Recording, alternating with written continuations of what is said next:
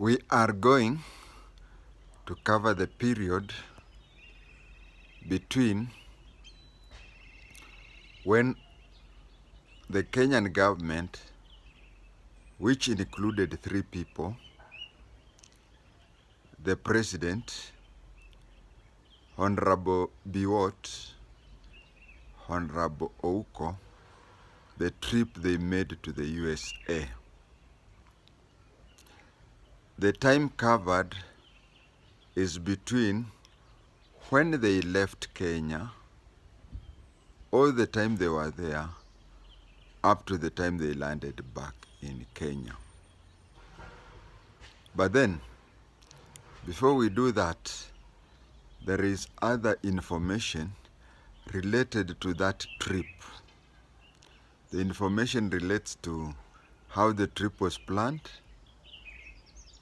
It is relevant to that time when they were in the U.S.A. We will start with a few years, 3 or so years before Ouko died. The world used to be in what was called the Cold War, where the East, led by the Soviet Union, had organized half of the world, and the West, led by the U.S.A, had the other world. So these 2 blocks used to finance other countries, dictatorships, and so on. And if the dictatorship that you ran into problems with whatever mlengo you are in, you would just cross over to the other. So the West ignored so many dictatorships for the sake of retaining them. And they used to heavily sponsor those countries. The West, including the U.S.A, used a lot of money in propaganda, in making a lot of modern weaponry to face the East. Then suddenly, without no notice apparently, the Soviet Union crumbled. So the West had no need to pembeleza somebody. I remember there was an ambassador, a U.S. ambassador, who said that future aid to countries will be tied to its democratic values. So we found ourselves now having conditions. Previously, we used to, there are 3 types of funds that is given out.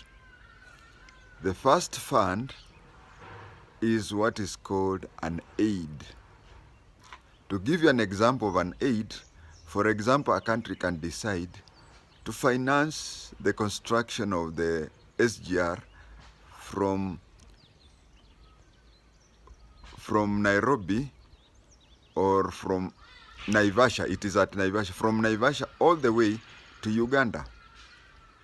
They finance everything. We pay nothing. That is an aid. 2, there is what we call a grant. A grant, a country finances from Naivasha to Uganda at a certain amount. Then we are told to pay the exact amount. Maybe we are even given 5 or 10 years grace period to start paying. Now, if they give you 1 trillion shillings today, and you start paying it after 10 years, and you pay only 1 trillion, you don't even give a cent on top, you find that it is like you are paid less. Then the last one is a loan. A loan is you are given 1 trillion shillings to construct maybe the railway from Naivasha to Uganda, and then you pay some interest, whatever interest you calculate. If the interest is even 1 shilling more than what you are given, that is a loan. It is said that the money, be it aid, grant, or loan, there is a joke that it used to land at Jomo Kenyatta with one plane, and most of it takes off with another plane to go into people's accounts in the foreign countries.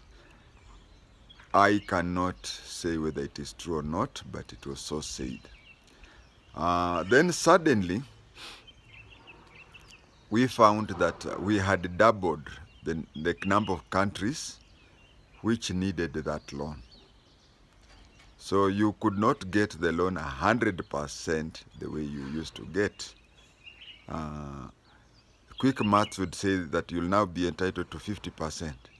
Although these Western countries, the money that they used for propaganda, the money they used for espionage, spying, the money that they used to use for construction of new weaponry was now being channeled into development.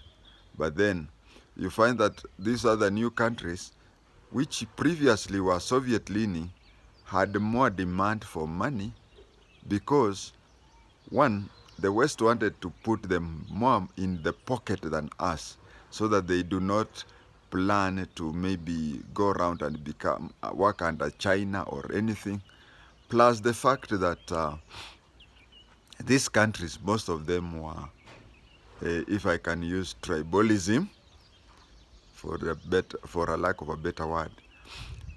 These are Caucasians, and the West were Caucasians, and we are Negroes. So there are so many reasons, and funds went down. And even funds going down, conditions started. Now a person like Moi, who was above the law, or even above the constitution, was now being compelled indirectly by the West to open up more democratic spaces. The West started avoiding him, and a decision was made by him to go and visit the American president. You know, being seen with the American president, be it in White House in the US or State House in Nairobi, just recently we had King Charles here, or any other international meeting where the American president is there, such places places a big value to the sitting president. So Moi looked for an excuse to visit the American president in the White House. But because of those conditions that he had to put on more democracy, and he was now a pariah, the American president did not want to be seen with him, the American president refused. Ouko, who used to give the president advices that the president needed, told the president just to ignore that thing and move on. But Biwott, who used to give the president advices that the president wanted to hear, I want you to differentiate the two. Ouko gave advices that the president needed to hear, and Biwott gave advices that the president wanted to hear. So it was planned. A phone was made to the president, the American president refused. Then coincidentally, you know, we have borrowed something from the US, this national prayer breakfast. So there was going to be national prayer breakfast, and Moi asked the American president whether he could attend the national prayer meeting. The American president said, nobody can stop anybody from attending prayers. If you want to attend prayers, you attend prayers. And that is how they went for the prayers. When they went for the prayers, obviously, a visiting head of state would be acknowledged. A visiting head of state would rush and have a small photo station with the president, such a thing. But the ultimate goal was to be seen in the White House. So when they reached there and the president was at the prayers meeting, he said, "Oh, Mr. President, I've remembered something. I think I must see you. I think I must see you. I must visit you at the White House." Then the American president asked him, "Is it something that we talked while you are still in Africa?" You know, those people don't say you are in Kenya, they say you are in Africa. "Is it something that we discussed?" He said, "No, it is something that has just cropped up in my mind." Then the American president told President Moi, "Can you send your Secretary of State to come and brief me, so that if I see that there is something that needs your presence, then I'll tell him to." So Ouko was chosen to go there because he was the Secretary of State. That is what in America the Minister for Foreign Affairs is called. And in Britain, Minister for Foreign Affairs is called Secretary of State for Foreign, Commonwealth, and such things. So he went there in his capacity as the minister. The other thing, when he went there, he told the American president what he had been sent, and the American president said that it is still not reason enough for Moi to come to White House. So he went and gave the report. Now, the other thing that was happening in the U.S.A. is that they have their role of priority. Priority number one is either the head of state or head of government. You know, in Kenya, the head of state is still the head of government, but in some countries, head of state and head of country are two different. Head of state and head of government are two different people. So that is priority number one, and they are given security and treatment at the highest level. The second level is the Minister for Foreign Affairs. Minister for Foreign Affairs is given the second most highest rank. That is, it started even before Ouko was born. And third is the vice president. You know, in America, they take a vice president to be the personal assistant of the president or the personal assistant of the head of state. So when they went there, the security arrangement, the vehicle, the outriders and so on, for Moi was the biggest. And for Biwott, it was the second biggest. Not Biwott. For Ouko, it was the second biggest. And Biwott and other ministers were treated like any other minister. And because the place where Ouko was placed was so big that he just called Biwott to come and share with him. So whenever they moved, the motorcade was for Ouko. Not because of anything else, but because he was the Minister for Foreign Affairs. That is internationally recognized. That is why a Prime Minister is called Right Honorable, and an ambassador to the smallest country you can imagine is called Your Excellency. It is because the ambassador is an equivalent to the president, to the country. He's representing the country and the president, the head of state, the head of government, and whatever. That is why ambassadors are called Your Excellency. So the treatment, the motor vehicle outriders, the going to White House and so on, was not for Ouko. It is even the current foreign minister today, Madividi. If he goes to the US, he'll get special treatment, not because he's the prime minister, but because the Ministry of Foreign Affairs is docket. That is why Ouko was treated well. But in those few minutes, to keep the president busy in his hotel and whatever, Biwott used to go and visit. And you know, Moi by nature, he was paranoia. Hii maneno ya fitina kwenda kumwambia, mzee, unaona, angalia mimi ni waziri tu kama yeye. Na angalia, tumekuja na mawaziri gani? Tumekuja na waziri fulani. Angalia motorcade ya waziri fulani. Angalia motorcade ya fulani. Na angalia ya huyu. Halafu angalia yeye peke yake. In fact, hata wewe hujaitwa White House. Wewe hujaitwa White House. yeye ndiye ameitwa. These people want to overthrow. I keep telling you, they want to overthrow you, but usikii. They want to install Ouko there. Moi akaona na ni kweli. So he goes back. You know what, your fitina goes back to you, say sasa jitenge sasa, Khwatenge sema sijui. But you know what he has just said. But somehow the CIA told Ouko while he was in the US that your life is not safe, don't go back to Kenya. Please stay in the USA. But Ouko told them, I know President Moi, he's a Christian, he values me, he cannot do that to me. And then that is when they left and came back to Kenya.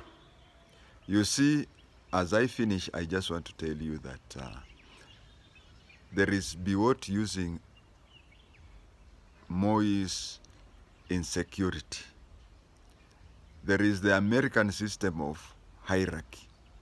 You go there as a vice president, because there's no way, unless the vice president is a minister for foreign affairs, but it is not even encouraged for the vice president to be a minister for foreign affairs, because when the president goes out, he has to be accompanied by the minister for foreign affairs and the relevant ministries. If the president is going out and they're going to talk about Labu Port, they have to have the minister for transport. They have to, if they are going to talk about enhancing education, he has to go with the minister for education. So the people that go with the president are the minister for foreign affairs must go there, and other ministers whose ministries are relevant.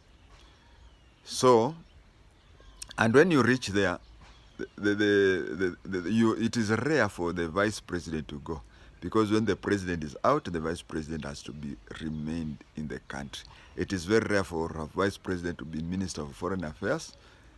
And so when they go there, the day the vice president goes there, he goes there as a representative of the president, just like an ambassador. So you'll find that the day a minister for foreign affairs goes to the U.S.A., the kind of motorcade he received, and the day Gachagua will go there, and the kind of motorcade he will receive are different. But you see, Biwott used Moi's insecurity to tell him, mzee, unataka ushahidi gani ingine? Si unaona huyu anataka kukupindua. That is for today's segment on the trip to the USA. Watch out for other segments. We had planned to have several segments, and placing it on one tape would have been long. From JKIA, Ouko felt what most young children feel at home whenever your mother tells you, kuja tu, hakuna kitu nitakufanya. Then when you enter, she locks the door, she changes. You really regret trusting her. Ouko had been warned in the USA not to come back to Kenya. I think he had that feeling then, that he made a mistake coming back to Kenya. But all the same, he played along. He went to, from a foreign visit, he had to visit the president at State House for a debriefing. Debriefing is reviewing the trip, talking it and discussing it. Ouko used that opportunity to seek for permission to go and visit his constituents. And then there was a foreign trip, which Ouko, so he was saying that between today and the day I'll be having such and such a trip, let me go to my constituency and visit the people. Those days, members of the cabinet were MPs. So they did their cabinet work. At the same time, they were members of parliament. So he used that opportunity to plan a few things, including He organized with prominent Luo leaders to visit them and discuss his situation. The prominent Luo leaders included John Anguka, the then district commissioner in Nakuru, also included Ezekiel Oyugi and others. That is plan A, if I can call it that. He also organized to meet Mr. Peter Kibiego Lagat, who was then the district commissioner for Kericho. Peter Kibiego Lagat is somehow related to President Moi. We have a person called Ruben Chesire and Zipporah Kitonyi. Both are children of, they are siblings, they are children of the same mother and father. Their mother is related to Moi, so they treat Moi as their maternal uncle. Peter Kibiego Lagat's mother is also related to Moi, so he also treats Moi as his maternal uncle. So Ouko trying to meet Peter Kibiego Lagat in Kericho, the purpose was to go and tell him, ongea na mjomba yako. That was the purpose. So when he went to visit Peter Kibiego Lagat in Kericho, our people knew and they were waiting. So he went to Kericho, talked to Peter Kibiego Lagat. Whatever they talked, there were two. On the way back, he underwent hostile surveillance. Now, hostile surveillance, I can talk of it briefly in two. It happened to Bishop Muge on his way to Busia and back. So, and I've also covered in my tapes hostile surveillance. So please watch hostile surveillance. Hostile surveillance leads you to have an accident, just like Muge had. And it happened to Robert Ouko on his way back to Kisumu. When he had an accident, him being a minister for foreign affairs or a member of the cabinet and NSAC, he knew he had a few intelligence briefings and training. So he knew that that was may have been an assassination attempt. So he looked around. The vehicle that was nearby was a lorry, was a tractor. So he boarded that tractor and requested the tractor driver to take him to Aga Khan Hospital in Kisumu for treatment. From this place of accident to Kisumu is very far, and it becomes even far using a tractor. So I told Gorsungu, the Parliamentary Select Committee, that that driver must be dead, because it was assumed that for Ouko to move with all the time with that driver from the scene of accident, you know, it is near Kericho. Now, I want you, if you visit those places or come from those places, to board a vehicle from Ahero Nyando, go to Kisumu, see how far it is, and then assume that you have a tractor from the scene of accident to Kisumu. I think you will take double the time. So I assured Gorsungu and the Parliamentary Select Committee that that driver must be dead. You kill him so that if he has information or doesn't have information, you don't take chances. I've explained the accident. Kikuyu say, wago shokane oleaga modo. The second people he saw were the prominent Luo people. And they told him, they gave him a condition, that meeting you will be risky.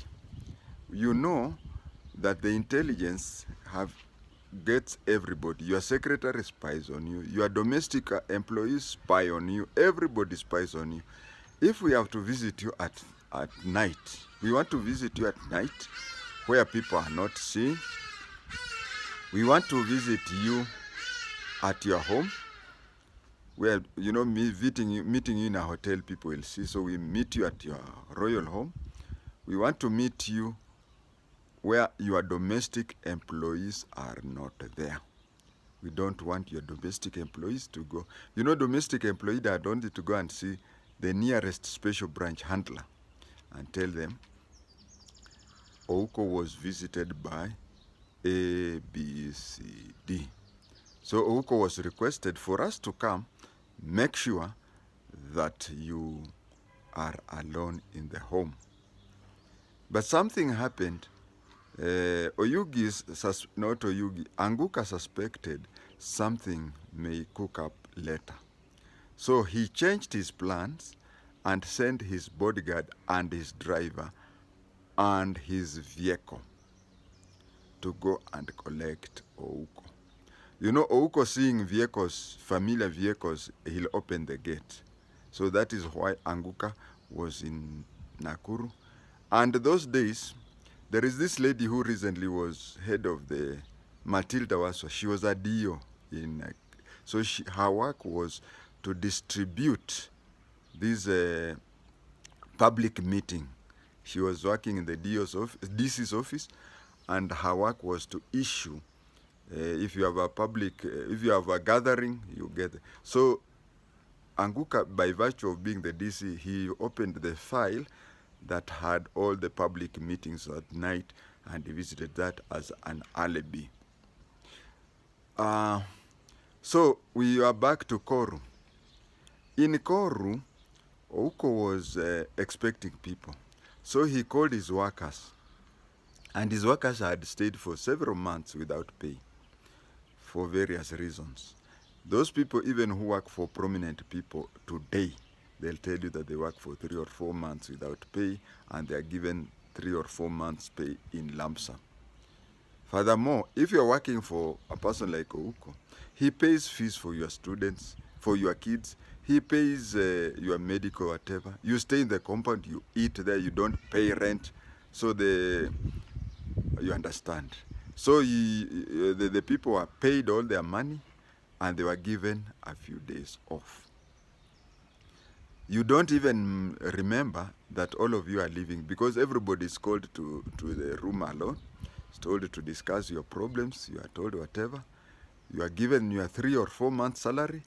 You come up with a cooked story. Unajua pia mimi nina hivi na hivi. It says, oh, so you want maybe some more money. You are given, and then you are told, okay, be away for so many days. So they left for so many days.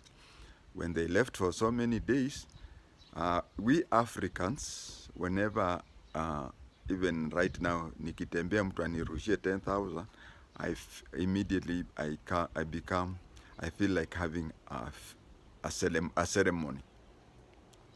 So Selina, instead of going away, Selina Were, she organized for people to come. I mean, for a few friends to maybe have some bite and drink. And when they were having a bite and drink, she went out and observed something. And that one, I'll come to that, what she observed. So Ouko felt that he was alone.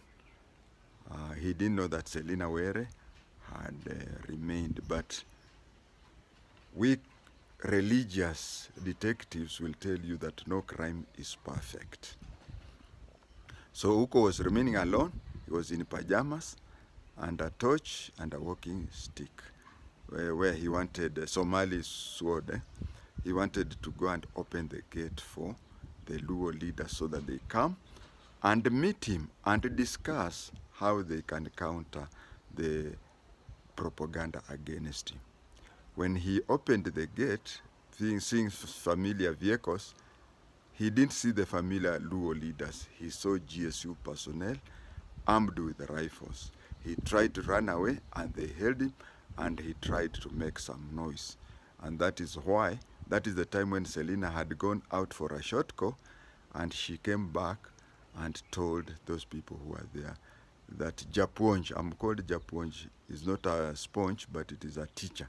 So Japwonj had made a sound similar to a goat when it is supposed to be killed. Why didn't she go and find out or anything?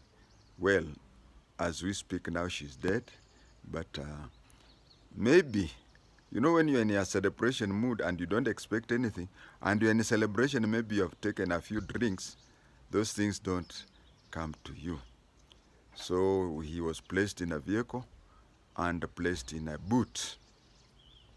Then they headed towards Nakuru from Koru. Upon reaching, he was placed in the boot. Upon reaching Kericho, they found that they fueled the vehicles, and he was in the boot. He listened. He knew it was a place. Then he kicked the boot open, and the petrol station attendant. So I don't know what went into the mind of the petrol station. You know, you see somebody in the boot. In Kenya, you don't. This is not Beirut. So you see somebody in the boot, you're shocked. Maybe you even see he resembles the minister. So, and as he was shocked in the millisecond, a pistol was placed on his ear, and he was told, "Just fuel, and forget you ever saw such a thing. If you happen to say that, you will die." He did that. The boot was closed again, and between Kericho and Nakuru, it was at night, so Ouko was removed from the boot, and they started beating him. Sasa ulikuwa unajifanya nini? Ulikuwa unataka nini? Such a thing. It's like a mob justice. They beat him there, and that is where he broke his leg, or they broke his leg. In English they say he broke his leg, but in Kiswahili or African language they say they broke his leg. Then they took him to State House. They went to State House. You know, State House, there are so many security details. Majorly, there are 5 or 6 groups. The first group at the gate is the G company from GSU. We used to joke that G stands for gate. Then inside, we have the presidential escort. Presidential escorts are whenever the president moves, you can see the vehicles written in red, presidential escort. Then there is the wreck company. In those days, nowadays I know there is a lot of CCTV here and there, but those days wreck used to be everywhere. They could even hide on trees, and whatever you do in SETA, there were the CCTVs of those days, wreck company. So we have counted G company, presidential escort, wreck company. We have the CID. They have their own lineup there. Then we have the intelligence. We had our own lineup there. And then the military. The military were controlled by ADC. So everybody was there. The other formations can also disclose what happened because they were there. But with the special branch, there were 2 inspectors there. One was Inspector Wekesa from Misiro, who saw that and told me. But Wekesa was also immediately promoted to chief inspector and first of all was taken to Lodwar and made a chief, later made a chief inspector. And they said that the head of Lodwar was a chief inspector and the deputy was an inspector. So you cannot have 2 chief inspectors in Lodwar and 1 inspector. So he was transferred from Lodwar to Kajiado as the deputy. On his way back, at a place called Marich Pass, there was a suspicious accident. It is alleged. Now you see, the vehicle was traveling fast, but it is said that the driver saw a squirrel and avoided stepping on a squirrel, and the vehicle rolled, and Wekesa died. Yeah, he died. So, or was he killed? Ngarwa died a few years ago. Inspector Ngarwa Kinyanjui is from Limuru. He died recently of a natural cause. Then Kingori was asking me whether there is a natural death or a non-natural death. Now, if you are a gangster and flying squad shoot you, that is not a natural death. If you are hanged in committee, that is not a natural death. But if you die of a normal road accident, or if you die out of sickness, that is a natural death. So Nyagaro Kinyandui died a natural death, where he was buried in Limuru, and nobody mentioned that he is a former spy. It speaks a lot. Maybe after retiring, he insisted that no references should be made about him. Now, at State House Nakuru, Biwott had convinced, and I'll cover that in other episodes, Biwott had convinced Moi that Ouko wanted to overthrow the government. That is why they had gone abroad. I'll cover that. And Ouko was more popular than Moi abroad. So that is why. And you see, in foreign countries, we have started that system now. You find that anybody who comes to Kenya is a minister or anything, is called Your Excellency. In those days, Your Excellency was only referred to 5 people. It was referred to the president, the spouse of the president, the vice president, the spouse of the vice president, and ambassadors and visiting heads of state. But nowadays, in addition, the Tanzanian Minister for Foreign Affairs, he comes to Kenya, you don't call him Right Honorable, you don't call him Honorable, you say Your Excellency. It's a sign of respect. Those things used to happen in those countries before, used to happen. And so when Ouko was in America, the preferential treatment, which is covered in another tape, made Ouko, when any Biwott convinced Moi that Ouko wanted to overthrow him. So it was a sort of an interrogation, and the differences between Ouko and Biwott, I'll cover it in another tape. So Ouko's last minutes on earth, he was kneeling with a broken leg. He was crying. There were several people, more than 18, in that. You know, State House rooms are not like your Kibera 8 by 8. So in that room, which was big, a dome-like, the president was asking Ouko to, both Ouko and Moi were convincing Ouko to admit that he was planning to overthrow Moi, and that he was sorry and he would never do such a thing. But Ouko was crying because of pain and because of false accusation, and he was telling Moi that he was a genuine friend and he could not overthrow Moi. Then Biwott pretended to be annoyed, took out a pistol, shot Ouko in one side, and Ouko died. That is, and nobody tells me how he was carried all the way from State House to Gotalila. Nobody has ever told me that. And that is when he was at Gotalila. He was then seen by a Shamba boy called Shikuku. I do believe that Shikuku may be alive, or if he has died, then he must have died a long time later, but under an assumed name. When I was talking to the Gor Sungu Commission, I was insisting that Selina Were was alive, and Gor Sungu told me that they had gone to her place and they had found a grave with the name Selina Were, showing that she was dead. And I told Gor Sungu that, did you exhume the body and find that it was Selina Were? She said no. They did some investigation, and Selina Were came out and said she was alive. What I'm trying to say is that some people went home, buried banana whatever, and then tried to show that they are dead so that they are not followed. Then that is what followed, and he was buried.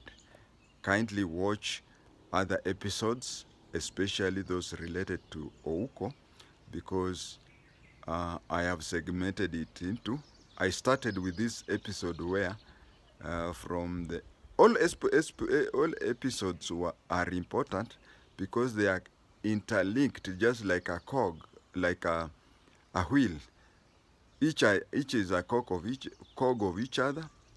Each is important, but I made a conclusion that maybe the viewers would want to know from JKIA to the grave. Then from there, I'll segment episodes each and each. In your comment section, you can ask questions so that I include them in future recordings. Thank you. In this episode, we are going to look at cabinet rivalism. Cabinet rivalism, especially rivalism between Biwott and Ouko.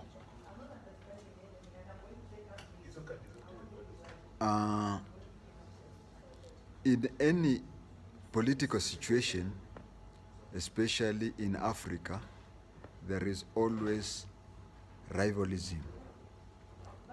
Like now, we have UDA government. If Azimio stop harassing them with the mandamana and whatever, they will find that UDA among themselves will start quarreling among themselves. Actually, it happened twice. There's a time when it was alleged that Musalia Mudavadi and Rigiji had territorial boundaries problem. There is also another second time when Didi Nyoro tried to raise up his head. But in both occasions, before the wars could continue, you find that Raila came up and these people joined together. So all the time, we always have people in political circles fighting each other. But this is specifically difference between Ouko and Biwott. Ouko and Biwott differed. First of all, Ouko was the type of a politician who gave the president the advice he needed. And Biwott used to give the president the advice that the president wanted. So in that case, it used to end up in such a way that they clashed. And again, you may have noticed that powerful ministers from the president's tribe usually detest powerful ministers who do not belong to the president's tribe. So what happened? And then the second thing is that there was an interchangeable ministries, reshuffles. You'll find that at any given time, the Ministry of Regional Development was either with Ouko or Biwott. If Ministry of Regional Development was with Ouko, Biwott would be Minister of State in the Office of the President. And where Biwott was the Minister for Regional Affairs, for Regional Development, the ministry would be with the other minister. So, that time, the Ministry of Regional Development used to have a lot of funds. Not only did it have a lot of funds, you would also develop your area. There was Lake Basin Development, there was KVDA, there was there was Owasonyiro North, Owasonyiro South, name them. So these ministers used to do that. And the two of them, when Biwott would go back to the Ministry of State in the Office of the President, or when Ouko went to the Foreign Affairs, they would still want to monitor the ministry. And once you enter that ministry, you would reshuffle people who are associated with other people, with other ministers. So their differences were there in this running of the Ministry of Regional. There was a time when the government wanted to develop Sondu Mirio together with Nabuyole in Webuye. But the funds that were meant for that, Nicholas Biwott took all the money and went and developed Turkwel Gorge. I want to tell my viewer that in the initial agreement of Turkwel Gorge, my signature appears there among the people whom were in that meeting. So you find that there was that problem. And then there was a problem. Some people blame me for being harsh on Raila. Well, I was in Ouko's inquest, and it touches me so much. Actually, I even remember when Christabella died, the Ouko family took my gave me their particulars and wanted to sponsor my children to secondary school. But immediately I took their particulars. They told me to give them chance to mourn their mom so that I contact them that they can educate my two boys. I was mugged and the phone was taken. The mugging, I don't believe it was a normal mugging. I think somebody wanted to interfere with that. So I have attachment to Ouko because of his death, and you can even see the family wanted to assist me. Ouko had special attachment to Kisumu molasses plant. Ouko, when Kisumu molasses plant was there, Ouko wanted local people. You know, he was developing his place and he wanted local people to benefit, the employees, whatever. But Biwott wanted a cut, a bribe concerning the Kisumu molasses plant. And then you find that the Kisumu molasses plant ended up with the Spectre. I believe Spectre is rich enough to buy Kisumu molasses plant. But because of the 1997 cooperation between NDP and KANU, Kisumu molasses plant was handed over to Spectre East Africa, and the price was equivalent to the machinery. But what were they given? They were given machineries, they were given buildings, they were given land, the nuclear land and whatever. Even today, the company has financial muscle where they can pay the difference. So for anything that caused the death of Ouko is personal to me, and you have to understand that. So Ouko and Biwott differed because of the way and the style of how they would advise the president. They also differed on business deals of the Ministry of Regional Development. But because Moi was a very paranoid leader, Ouko used, not Ouko, I've been told that there are times I mix names. Just understand, I'm an old man. Just because Moi was a paranoid leader, Biwott used that opportunity, as seen from the other tapes, to tell Moi that Ouko wanted to overthrow him, and he used that. So that, my viewer, is the cabinet rivalism that was there between Ouko and Biwott. Thank you.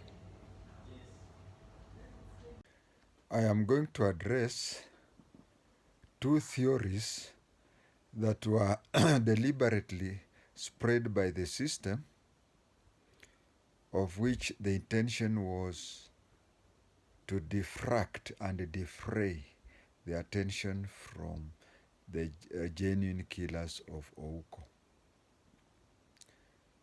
These two theories are intertwined. One of the theories was that Ouko had a woman,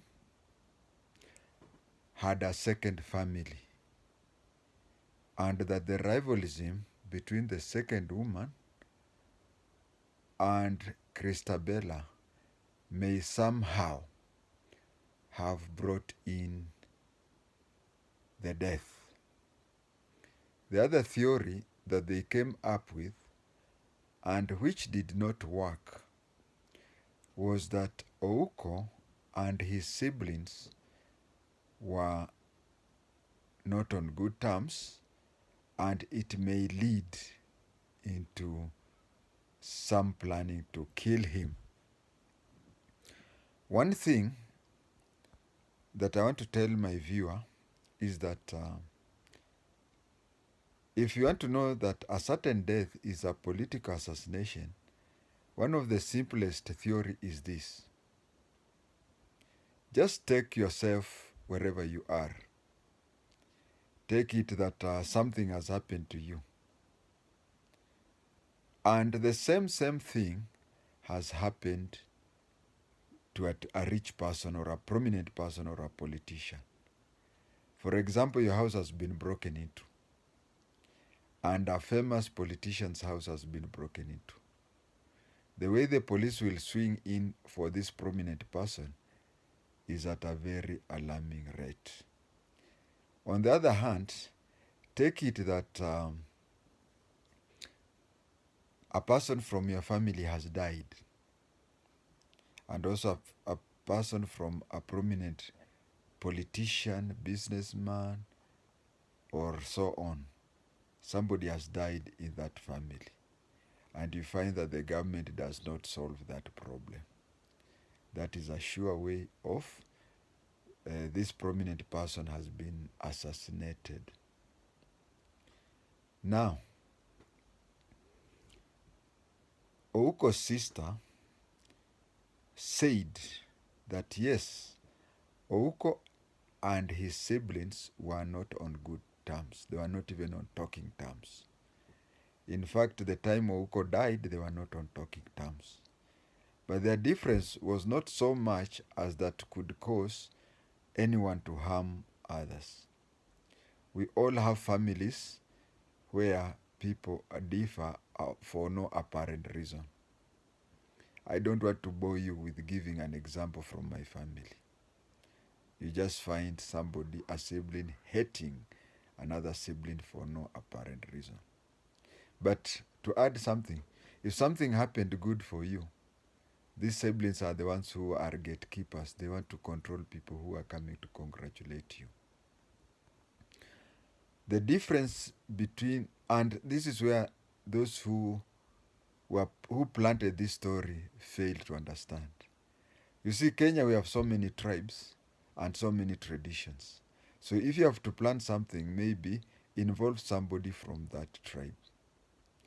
But you see somebody from this end trying to plan something which involves tradition from somebody from another end is a bit of a challenge. You may not understand. So those who planned Ouko's death did not know the Luo traditions. And the Luo tradition, which is very similar to Luhya tradition, although they don't belong to one race, but their traditions are the same, are almost the same, the nearest. So whoever planned did not come from these two tribes, and he did not understand. Let me start with Ouko. Ouko was not a biological child of Seda. And by biological, I don't mean that he was born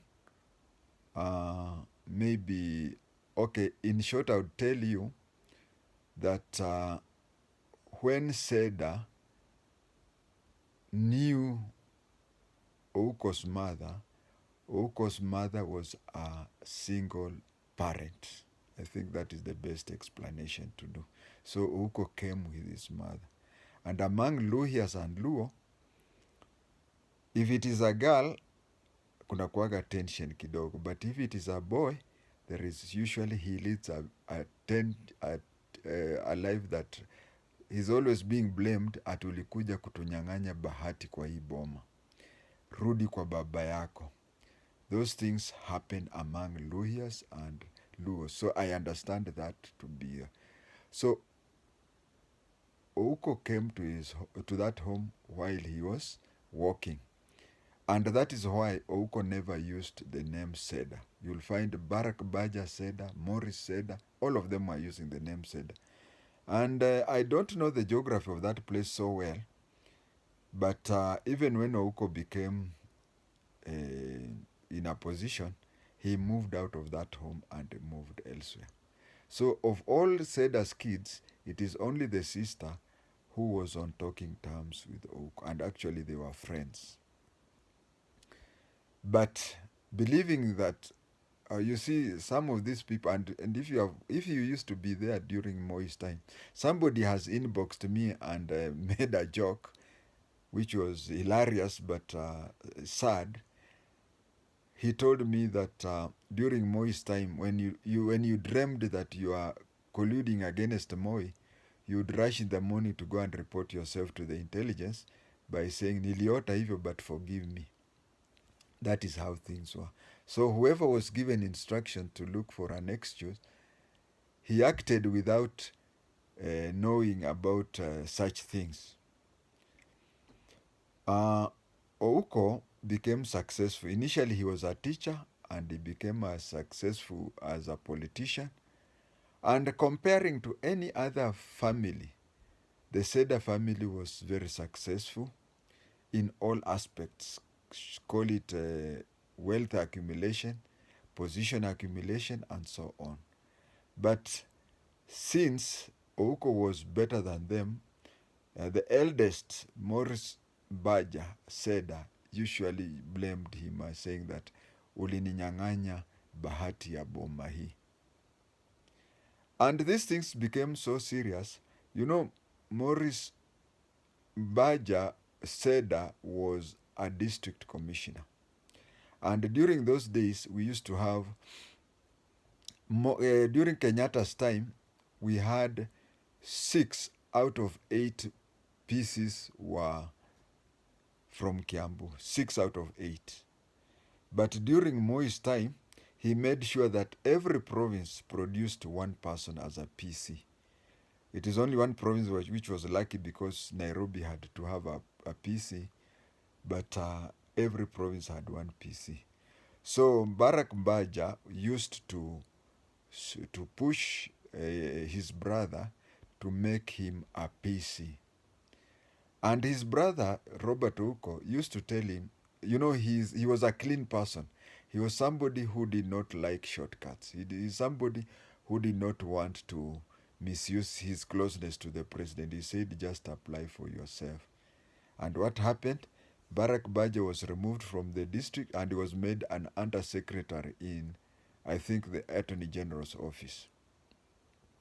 So that difference was so big that it was known in the intelligence, and that is how they planned to make it. And I think that was, sorry for the use of the word, but that was a stupid move. And whenever Barack Baja differed with Ouko, all other siblings used to side with Barack Baja. And those differences are there. If it is not in your home, then I'm sure it is in one of the homes that you know. So that is how the first plan was hatched. The second one, which is also correlated to this, Robert Ouko had a mistress at golf course next to Bagathi Way, near Bagathi Hospital. He had a woman there, he had accommodated her, and she had even given him a daughter. This thing was a big secret that Christabella did not know. So when these people wanted Barack Baja to be made a PC and Ouko refused, they did another stupid thing, that they now gave. Those days we did not have mobile phones, but we had landlines. You know, mobile phones, you can know who is calling you because the name comes there.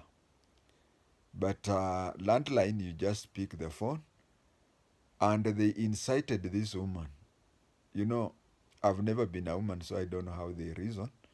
But what happened was that this woman would call Christabella, and when she picks her phone, I says, "I am Ouko's wife. When are you leaving that residence so that I come and take over?" So this woman was so hiked, and you know, she believed that by doing that, Christabella would move out and she would move in. And she was being pushed by Seda sons. You know, I would tell you some of these things, if these people were clever enough, they would not have, they would just left him in his own life. But you see, they unknowingly gave the system an excuse to say that they are the ones who plan. Either them or this other woman did that. And just like any woman, Christabella confronted her husband, Robert Ouko, and said, "Who is this?" And she even gave, "There's this woman who's calling me all the time, and she's saying she's called so and so, and she's claiming that she's your wife or such a thing." So after much thought, after much thinking and so much, Ouko reached our stage and decided to introduce these two women to each other. And Maragoli women would not understand this, because if you are married to a Maragoli woman and you introduce another woman and say this is your co-wife, kata miti yote area hiyo, because she'll hang herself. Maragoli women would not accept. But Kabrasi, Bukusu, Tachoni, Wanyala. So I'm trying to say that when you plan something, it is also good to understand the traditions of people. So even I said that the Northern Luya, the Bukusu, the Kabras, the Manyala, they would, the Tachoni, they would accept, a Tachoni lady would accept. And similarly to a Luo woman, you just take another woman there, you tell her, this is your co-wife. But doing that to a Maragoli, my understanding is it's not advisable.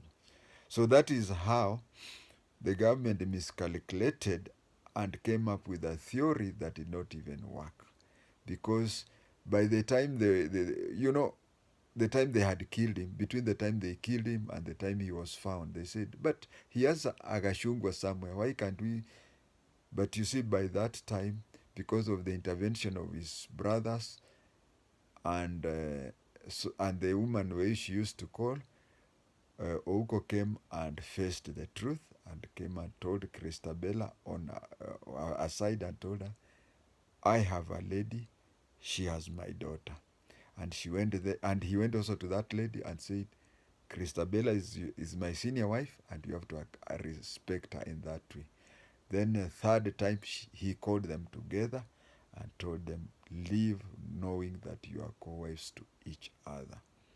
So that is what happened, and that is how the issue was brought in, the issue of trying to bring, to show that the issue of co-wife is, maybe the person who organized was a Maragoli, because he would have thought maybe such thing. I'm only speculating, but I'm trying to say that it was so poorly done, because even before he died, he had come to accept his situation, and he had even called the two women and made them recognize each other and accept each other.